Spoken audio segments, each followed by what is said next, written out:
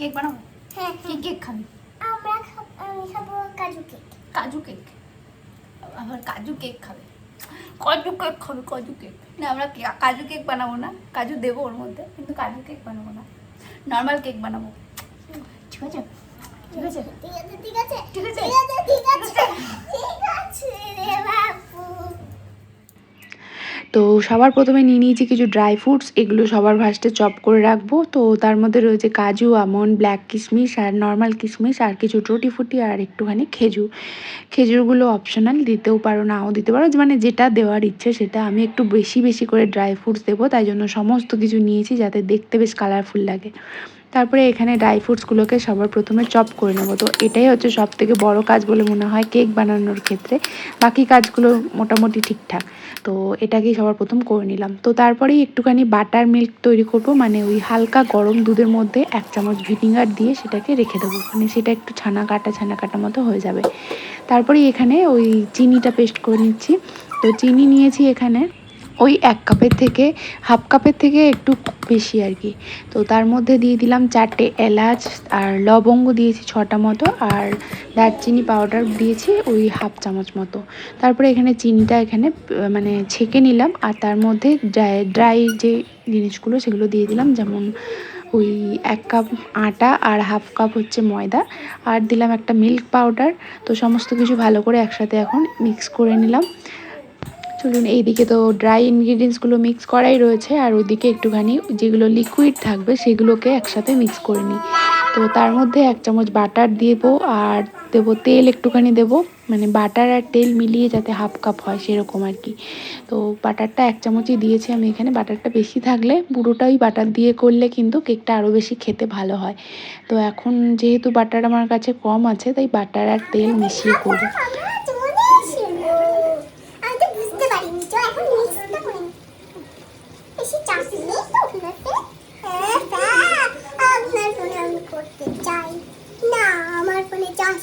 বলছি তো আপনার ফোনে আমি করবো, আপনার ফোনে করা যাবে না। সব বকছিস পুড়ে যাবি তো। বাক্স মিক্স বাক্স, এবার ছাড়ো এবার ছাড়ো এবার ছাড়ো। হয়েছে হয়েছে হয়েছে হয়েছে হয়েছে, এবার ছাড়ো, এগুলো উড়ে চলে যাচ্ছে, উড়ে চলে যাচ্ছে, সব সব উড়ে চলে যাচ্ছে, না সব উড়ে পড়ে যাবে পড়ে যাবে পড়ে যাবে পড়ে যাবে। এবার ছাড়ো এবার ছাড়ো, সব গায়ে পড়ে যাচ্ছে, দেখো চারিদিকে পড়ে যাচ্ছে, এবার ছাড়ো। ওর মধ্যে জিনিস বানাতে হবে না। আচ্ছা, তো এখানে হাফ কাপ মতো দই নিয়ে নিয়েছি, এটাও ওই যে লিকুইডটা ছিল সেটার সাথে মিশিয়ে নেব। আর এর মধ্যে দিয়ে দেবো একটুখানি ভ্যানিলা এসেন্স ওই 2 চামচ মতো দিয়েছি। আচ্ছা, আর যে বাটার মিল্কটা তৈরি করে রেখেছিলাম তো ওটাও দিয়ে দিলাম। তারপরে একটুখানি কোকো পাউডার দিলাম, কালারটা যাতে একটুখানি ব্রাউন ব্রাউন আসে, আর তার মধ্যে দিয়ে দিলাম একটুখানি 1 পিঞ্চ নুন। তো সমস্ত কিছু এবার একসাথে মিক্সিং করার পালা। তো সব কিছু আস্তে আস্তে ড্রাই ইনগ্রিডিয়েন্টসের সাথে লিকুইড যেটা আছে সেটা আস্তে আস্তে মিক্স করে নেবো। তো আমার ব্যাটারটা একটুখানি মোটা মোটা লাগছিলো, তার জন্য ওর সাথে একটুখানি দুধ অ্যাড করে দিলাম। এরপর সব কিছু মানে ব্যাটারটা তৈরি করার পরে আগে আমি রেডি করে নেবো কোথায় ঢালবো ব্যাটারটা আর কিসের মধ্যে বানাবো। তো তারপরে প্রিহিট করতে দেবো। আজকে আমি কড়াইয়ের মধ্যে বানাবো কেকটা।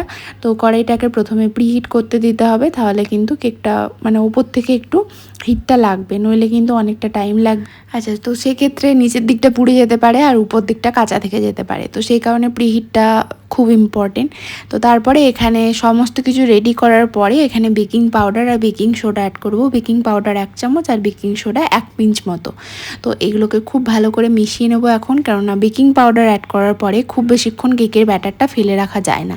আর এখানে যেই ড্রাই ফ্রুটসগুলো কেটেছিলাম সেই সমস্ত কিছুতে না একটুখানি ময়দা মাখিয়ে নিয়েছি, যাতে ওগুলো একদম নিচে গিয়ে বসে না যায়, তো যাতে ও মানে মাঝে মাঝে থাকে। তো সেই কারণে। আর কি সুন্দর লাগছে না কেকটা, আমার তো দেখেই এখনই কীরকম লোভ লোভ লাগছে।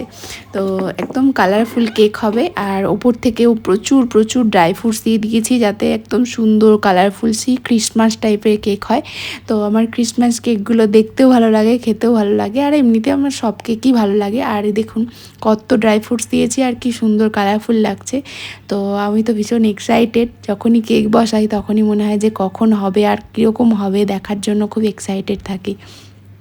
যাই হোক, কেকটা কিন্তু খুব সুন্দর হয়েছে। আমি ওই প্রায় 45 মিনিট থেকে 50 মিনিট পরে চেক করেছিলাম একবার, তখন একটু কাঁচা কাঁচা ছিল। তো ওই 1 ঘন্টা মতো লেগেছে কেকটা হতে, বেক হতে, যেহেতু একটু বেশি লেয়ার ছিল। আর সাইডটা দেখুন কতটা মোটা হয়েছে। আমার তো কেকটা যতটা মোটা হয় আর যতটা বেশি হয় তত বেশি ভালো লাগে। মাঝে মাঝে এরকম হয় যে গন্ডগোল হয়ে যায় বেশি করার মানে ভাবলাম যে বেশি করে করব, তো সেই ক্ষেত্রে অনেক সময় মেজারমেন্টটা গন্ডগোল হয়ে যায়, তখন কেকটা ভালো হয় না। কিন্তু আজকে কেকটা বেশ ভালোই হয়েছে। তো একদম পারফেক্ট বেক হয়েছে সব দিক থেকে, সব মানে ড্রাই ফ্রুটসগুলো একদম ঠিকঠাক আছে, যেখানে থাকার সেখানেই আছে। আর চারিদিকটা একদম ঠিকঠাক বেক হয়েছে। এরপর এটা এখন খুবই গরম আছে, তো গরমটা একটু ঠান্ডা হলে তখন এটাকে ওই পেছনের যে কভারটা আছে সেটা রিমুভ করে দেবো। ওয়াও মা, কালারফুল হয়েছে তো কেকটা। এরকম কি দশা, এটা কি হয়েছে? এটা মনে আটকে গেছে চুল। আটকে গেছে চুল? হ্যাঁ, কেমন হয়েছে কেকটা? দারুণ। ধরুন, তাহলে কে খাবে? আমি খাবি? হ্যাঁ তো খাস না কেক। খাবো। মায়ের কেক তো তোর ভালো লাগে না? ভালো লাগে গো, ভালো লাগে। খাস না তো তুই? হ্যাঁ এখনই খাবো। এক্ষুনি খাবি? এখন তো ভাত না রুটি খেয়েছিস, এখন কি করে খাবি? ওর মুখটা বকাচ্ছিস, মুখটা বকাচ্ছিস, মুখটা বকাচ্ছিস। দেখুন কেকটা দেখতে কত সুন্দর লাগছে। আমার তো মনে হচ্ছে এখনই খেয়ে নিই, গরম গরম কেটেই খেয়ে নিই। কিন্তু গরম গরম এখন যদি কাটতে যাই তখন কিন্তু ভেঙে যাওয়ার চান্সেস থাকে। তো এটা হচ্ছে অ্যাকচুয়ালি অনেক দিন আগেকার কেক বানানো। সো এটা অনেক দিন থেকেই গ্যালারিতে পড়েছিল। মানে এটা অ্যাকচুয়ালি আমার বরের ফোনে শ্যুট করেছিলাম, তো সেই কারণে ওর ফোনটা তো সবসময় বাড়িতে থাকে না, মানে ও তো সবসময় বাড়িতে থাকে না, তাই জন্য অনেকটাই লেট হয়ে গেল। এটা অ্যাকচুয়ালি আমাদের অ্যানিভার্সারি কেক ছিল। তো মানে হাজব্যান্ডকে জিজ্ঞেস করেছিলাম যে ওপর দিয়ে ক্রিমের লেয়ার বা কিছু দেবো কি না, তো ও বলেছিল প্লেন কেক বানাও, তো সেই জন্য প্লেন কেক বানিয়েছিলাম। তো এটা এখন রেখে দেবো, পরের দিন আমাদের অ্যানিভার্সারি, আর সকালবেলায় এটা কাট করা হবে।